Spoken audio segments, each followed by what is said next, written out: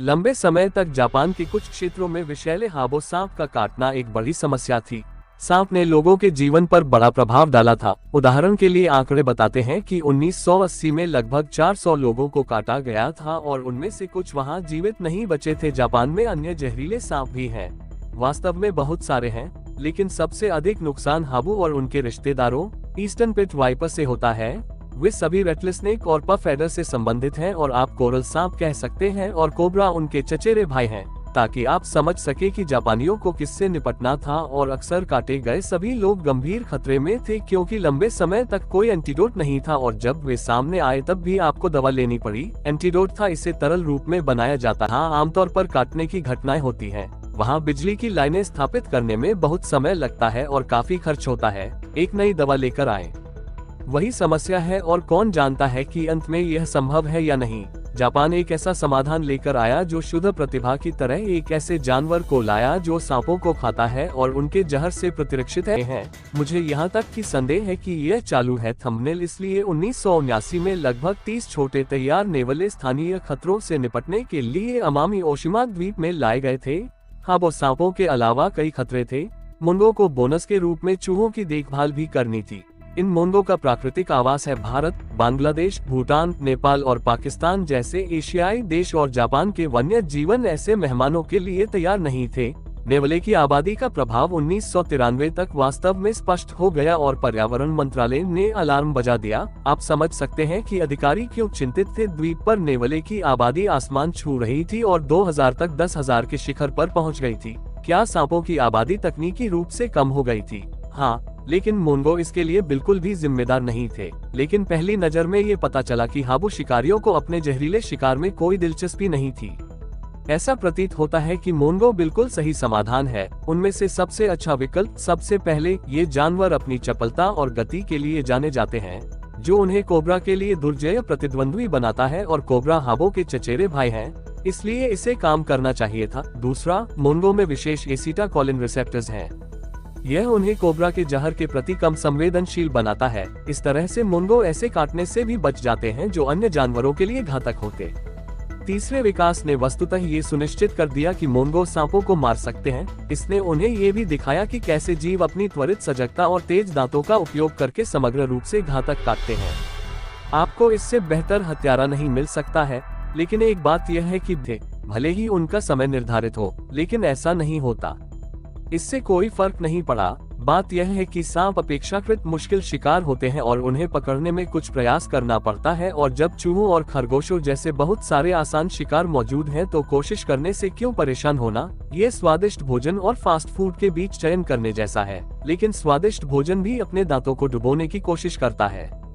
अंत में आप में मोंगस उस काम के लिए पूरी तरह से बेकार साबित हुए जिसके लिए उन्हें लाया गया था, लेकिन वे प्रजनन में बहुत सफल रहे और 2 लाख में जापानी सरकार ने उनकी आबादी को कम करने के लिए एक सक्रिय कार्यक्रम शुरू किया। तब से लगभग 32,000 व्यक्तियों को पकड़ लिया गया है। आखिरी बार नेवले को पकड़ने का रिकॉर्ड अप्रैल 2018 में हुआ था और 6 वर्षों में कोई नया मामला सामने नहीं आया है।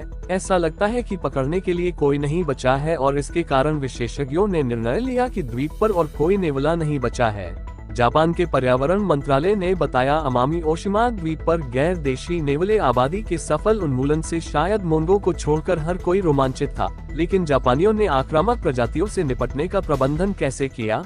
ये वास्तव में सफलता के लिए एक उबड़-खाबड़ रास्ता था। शुरुआत में लोगों ने इसे स्थापित किया था। सड़कों के किनारे जाल लगाए गए, लेकिन इस उपाय से वास्तव में कोई खास नतीजा नहीं निकला। जाल मुश्किल से ही जानवरों को आकर्षित करते थे और यह स्पष्ट हो गया कि केवल अधिक गहन दृष्टिकोण से ही नेवले से निपटने में मदद मिलेगी। अंततः उन्होंने जाल में जहरीले चारे और आकर्षित करने वाले पदार्थों का उपयोग करना शुरू कर दिया, जो जानवरों को अपनी ओर आकर्षित करते हैं। गंध, उन्होंने अलग अलग निगरानी तकनीकों का भी उपयोग किया, यहाँ तक कि खोजी कुत्तों को भी लाया गया। इस ग्राफ पर इसका भुगतान किया गया।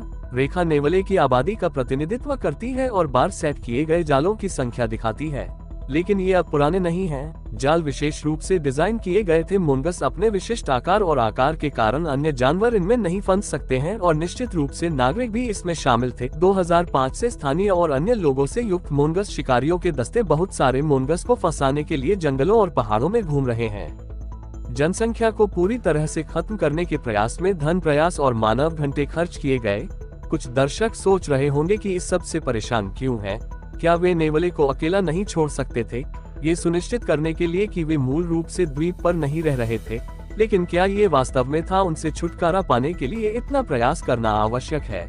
अब बात यह है कि उम्मीद के मुताबिक सांपों की आबादी को नियंत्रित करने के बजाय मोंगो ने द्वीप पर अमामी खरगोशों और अन्य स्थानीय जानवरों सहित स्थानिक प्रजातियों का शिकार करना शुरू कर दिया है। यह उल्लेखनीय है कि अमामी ओशिमा एक उपोष्णकटिबंधीय द्वीप है और एक यूनेस्को विश्व धरोहर स्थल है, इसलिए ये कई दुर्लभ और कमजोर सक्षम प्रजातियों का घर है।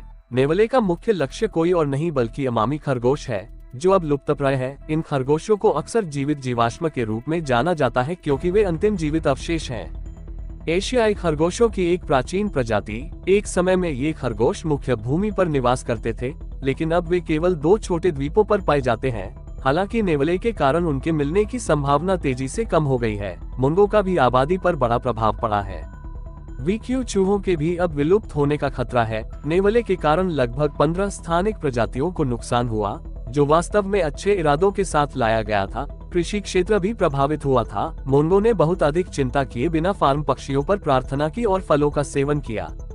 खेत और अपने खाली समय में उन लोगों में बीमारियां फैलाते हैं जिन्हें उन्होंने केवल 20 वर्षों में नहीं खाया था। कुछ छोटे जानवरों का निवास स्थान 40% तक कम हो गया है। ये स्पष्ट हो गया है कि मोंगो को छोटे जापानी द्वीपों में लाने का निर्णय वास्तव में बहुत विनाशकारी था, क्योंकि द्वीप स्थानीय प्रजातियों के साथ हमेशा अद्वितीय पारिस्थितिक तंत्र होते हैं जो शिकारियों के साथ रहने के आदी नहीं होते हैं और बस यह नहीं जानते कि खुद को उनसे कैसे बचाया जाए। वास्तव में एक नए शिकारी के आगमन से ग्रह पर कहीं भी नुकसान हो सकता है, लेकिन ये द्वीपों और वहाँ रहने वाले सभी लोगों को प्रभावित करता है। वे विशेष रूप से कठिन हैं, खासकर यदि शिकारी एक नेवला है, क्योंकि मोंगो को खाना बहुत पसंद है और वह लगभग कुछ भी खा सकता है जिसे वे आसानी से पकड़ सकते हैं। द्वीप को आक्रामक प्रजातियों से मुक्त करने में लगभग 25 साल लग गए और पूरी परियोजना को पूरा करने में लगभग आधी शताब्दी लग गई। और यद्यपि बड़ी संख्या में मोंगो का विनाश स्थानीय प्रजातियों के संरक्षण के दृष्टिकोण से अविश्वसनीय रूप से क्रूर लगता है, जापान ने सब कुछ बहुत सही किया है। यदि आप कुछ समय से हमारे वीडियो देख रहे हैं तो आप जानते हैं कि आक्रामक प्रजातियां उन लोगों के लिए कैसे काम करती हैं जिन्होंने अभी अभी हमारे साथ जुड़े हैं। मैं समझाता हूं कि जब आक्रामक प्रजातियां किसी नए क्षेत्र में दिखाई देती हैं तो आप उन्हें फैलने और बहुत अधिक प्रजनन नहीं करने दे सकते हैं। यदि आप शुरुआत में ही उस क्षण को चूक जाते हैं तो बाद में उनसे छुटकारा पाना बहुत कठिन होगा और कुछ मामलों में तो ऐसा भी होगा। यह असंभव भी हो सकता है क्योंकि जापानी अब द्वीप पर मोंगो को नहीं ढूंढ सकते हैं। इसका मतलब है कि वे उस छोटी सी खिड़की में उन सभी से छुटकारा पाने में कामयाब रहे, इससे पहले कि इसे परिप्रेक्ष्य में रखने के लिए बहुत देर हो जाए। दुनिया में केवल 9 मामले हैं जहां नेवले को लाए जाने के बाद खत्म कर दिया गया है, लेकिन हमारा मामला दुनिया में एकमात्र ऐसा है जहां अमामी ओशिमा जैसे बड़े द्वीप पर नेवले को सफलतापूर्वक खत्म कर दिया गया। कारण सरल है, जितना बड़ा क्षेत्र जिसे एक आक्रामक प्रजाति से साफ करने की जरूरत है उतना ही कठिन है। वैसे तो 2020 तक सांप के काटने की समस्या धीरे धीरे बंद हो गई थी। काटने की संख्या प्रति वर्ष लगभग 60 हो गई थी, लेकिन जैसा कि मैंने पहले उल्लेख किया था, यह मोंगो के लिए धन्यवाद नहीं है कि लोगों ने अपने दम पर विभिन्न उपाय करना शुरू कर दिया और मारक बन गया। बहुत अधिक सुलभ जो घातक मामलों को रोकता है। काली पट्टियां काटने के मामलों का प्रतिनिधित्व करती हैं जहां एक एंटीडोट प्रशासित किया गया था। जैसा कि आप देख सकते हैं कि 1992 के बाद से स्थिति में काफी बदलाव आया है। एक आदत से एक भी मौत दर्ज नहीं की गई है। ये सच है कि मोंगो अन्य द्वीपों पर बना हुआ है, इसलिए उनके खिलाफ लड़ाई अभी खत्म नहीं हुई है। अमामी ओशिमा पर प्राप्त अनुभव को जापान के अन्य हिस्सों में लागू करने की योजना है। उदाहरण के लिए विशेषज्ञों की एक टीम जल्द ही ओकानावा के उत्तरी हिस्से में भेजी जाएगी। आक्रामक शिकारियों को भी वहां देखा गया है क्योंकि ओकानावा से नेवले द्वारा अमामी ओशिमा पर फिर से आक्रमण करने का गंभीर खतरा है और फिर उन्हें फिर से सब कुछ शुरू करना होगा। मोंगो को माया युग के दौरान ओकानावा लाया गया था, इसलिए अमामी ओशिमा की तुलना में लगभग 70 साल पहले उन्होंने उस समय 17 जानवरों को छोड़ा था, लेकिन मोंगो के लिए परिस्थितियां बहुत अधिक अनुकूल हैं। ओकानावा में तापमान अधिक है और यह नेवले के प्राकृतिक आवास के करीब है, इसलिए आक्रामक जानवरों की जन्म दर और जीवित रहने की दर यहाँ अधिक है। फिलहाल उनकी आबादी उत्तर में मध्य में नियंत्रित है और दक्षिणी क्षेत्रों में मोंगो पहले की तरह रहेंगे। हालांकि ओकानावा में बाड़े हैं और उनकी बदौलत नेवले की आबादी साल दर साल घटती जा रही है। वैसे तो बाड़े बहुत ऊंची नहीं है, लेकिन वे नीचे एल आकार में बनाई गई हैं ताकि मोंगस को रोका जा सके खुदाई, और यह काफी प्रभावी प्रतीत होता है क्योंकि मोंगो आमतौर पर उन पर नहीं चढ़ते हैं। लेकिन अमामी योशिमा के साथ समानताएं भी हैं। ओकानावा पर 3 स्थानिक पक्षी प्रजातियों का अस्तित्व मोंगस पर निर्भर करता है। यदि मोंगों को एक जगह पर लाने की कहानी से छुटकारा पाया जाए, कुछ परिचित लग रहा है।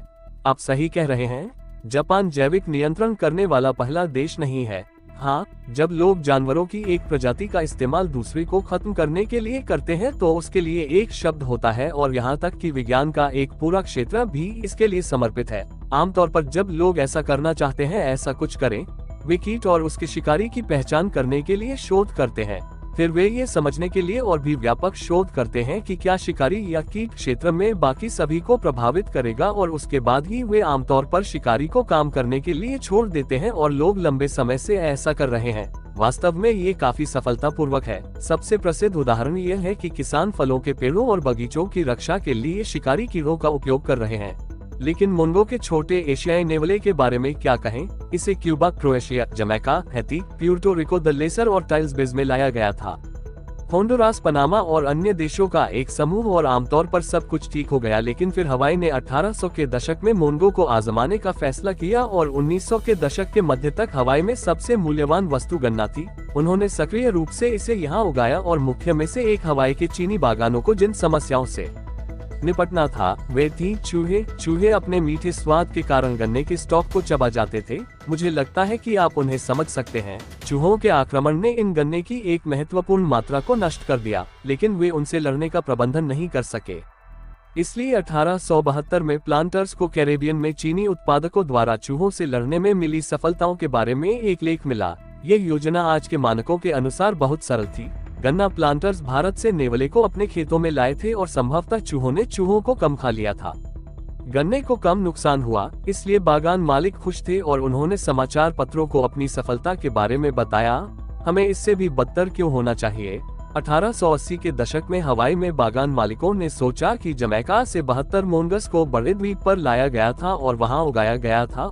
उनकी संतानों को भेजा गया था अन्य द्वीपों पर वृक्षारोपण, पहले माउई, फिर मोलाई और अंत में आहू। इसे सीधे शब्दों में कहें तो बड़े द्वीप पर हर कोई मोंगूस के विचार से सहमत नहीं था। उन्होंने सोचा कि कैरेबियन में जानवरों की स्थिति कैसी होगी, इस पर अधिक शोध की आवश्यकता है, और यह कि जानवरों को हवाई लाने से पहले अध्ययन पूरा किया जाना चाहिए। दुर्भाग्य से किसी ने भी इन संशयवादियों की बात नहीं सुनी, और जल्द ही कुछ अप्रत्याशित पता चला। चूहे रात्रिचर जानवर हैं, जिसका अर्थ है कि वे केवल रात में सक्रिय होते हैं। मोंगो केवल दिन के दौरान सक्रिय होते हैं। ये दोनों परिचित लगते हैं। अभी तक एक दूसरे से बातचीत भी नहीं की है, और चूहों के खेतों को साफ करने के बजाय मोंगो ने जानवरों और पौधों की मूल प्रजातियों को मिटाना शुरू कर दिया है। कई पक्षियों और कछुओं की प्रजातियां खतरे में हैं, क्योंकि उनके अंडे हिंसक शिकारियों के लिए पूरी तरह से असुरक्षित हैं। स्थिति लगातार खराब होती जा रही है।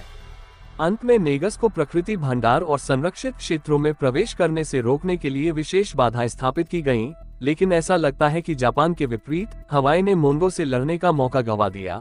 अधिकारियों के सभी प्रयासों के बावजूद पहले ही बहुत देर हो चुकी है, जो आज आक्रामक शिकारियों की आबादी को नियंत्रित कर रहे हैं। इतना कठिन कि यह लगभग असंभव है। नेवला हवाई के मूल निवासी कम से कम 8 पक्षी प्रजातियों की मौत के लिए जिम्मेदार है, जिन्हें संघीय लुप्तप्राय प्रजातियों की सूची में शामिल किया गया था। लेकिन वास्तव में हवाई सरकार मोंगो के जैव नियंत्रण के आयात को नहीं बुलाती है, क्योंकि जानवर आयात किए जाने से पहले किसी विशेष मूल्यांकन से नहीं गुजरा। और आप कह सकते हैं कि 1872 में एक ब्रिटिश उपनिवेशवादी द्वारा अपने जमैका चीनी बागान में मोंगो को लाने के बाद हवाई बहुत आसानी से निकल गया। वहाँ एक टिक का प्रकोप हुआ था। विचार ये था कि मोंगो चूहों को खा जाएगा। ऐसा नहीं किया, लेकिन वे पूरे जमैका में फैल गए और स्थानीय पक्षियों और सरीसृपों की आबादी में भारी कमी आई। कीड़े और आर्थ्रोपोड खाने वाला लगभग कोई नहीं था, इसलिए टिक का प्रकोप बढ़ गया। उपनिवेशवादियों ने बहुत शिकायत की, लेकिन ब्रिटिश अधिकारियों ने दावा किया कि टिक हमला कर रहे थे। मोंगो और प्रकृति का संतुलन निश्चित रूप से कैरेबियन सागर के 4 छोटे द्वीपों पर छिपकलियों से पूरी तरह से बहाल हो जाएगा। सेंट क्रोए ग्राउंड छिपकलियां गिरे हुए पत्तों में सरसराहट करती हैं और लड़ती हैं और चारा ढूंढती हैं, लेकिन इसी नाम के द्वीप पर एक क्रूर मोड़ में इन छिपकलियों को पूरी तरह से मिटा दिया गया। भयानक आक्रामक छोटे नेवले के खिलाफ लड़ाई हार गए और 2 पड़ोसी तटीय द्वीपों पर भूमि का पुनर्विकास हुआ। केवल 400 छिपकलियां बची थीं, जिन्हें अभी तक नहीं खाया गया था। सौभाग्य से लोगों ने अलार्म बजा दिया और छिपकलियों को सुरक्षित स्थानों पर ले जाना शुरू कर दिया, और कुल आबादी लगभग बढ़ गई। 3000 व्यक्ति अब वैज्ञानिक न केवल छिपकलियों को विलुप्त होने से बचाने के लिए काम कर रहे हैं, बल्कि उन्हें इसी नाम के द्वीप पर वापस लाने के लिए भी काम कर रहे हैं। ये 4000 साल पुराना विचार है। मिस्र में 4000 साल पुरानी कब्रों के एक हालिया अध्ययन में एक चित्र की खोज की गई, जिसमें एक व्यक्ति को अग्रणी दिखाया गया है। एक जानवर जो पट्टे पर बंधे नेवले जैसा दिखता है। यह मिस्र की कला में अपनी तरह की एकमात्र छवि है।